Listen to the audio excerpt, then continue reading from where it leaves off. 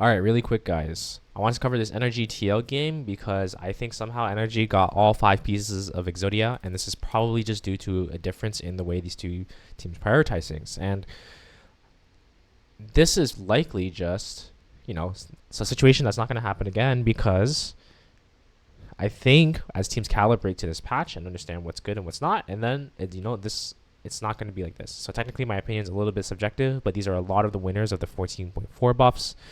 And it just kind of shows in the gameplay. It was a little bit close at first, but I think there is a reason why NRG pulled out on top here. So Senna opener, nothing new. I actually really like the Seraphine counter in terms of just snap picking it in response. But we are in a meta where you need to respect the other priority blinds in the meta right now. And I think with this patch, it's been coming up because Nautilus is priority. I think they could have went for it. They could even go Seraphine Nautilus. It would have been fine. There's also the Aatrox NRG picked up. I think if TL picked up the two champions that NRG picked up on 2-3, it probably would have been a better scenario.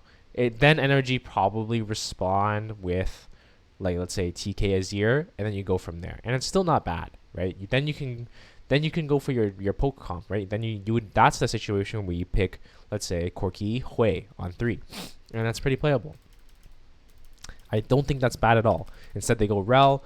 I think it's fine because it shows nothing, but it also does nothing. I think that with the 1-2-3 is just like best in slot across the board for NRG, and that's an issue, right?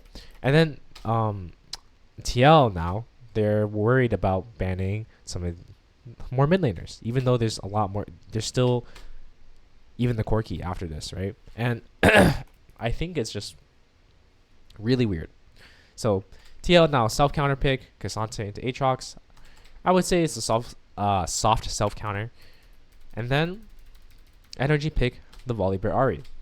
So, and these are two of the biggest winners from that last patch because Ahri got a nice buff to her QAP ratio, and then Volley got just his main weakness fixed because of his Q movement speed buff, and he got buffs to his other things too. So he has a lot more agency to make plays around the map and just command the entire map. It's pretty incredible what this champion can do now, and people should not be sleeping on this. It's a very strong champ, and when I look at it, I'm like, wow.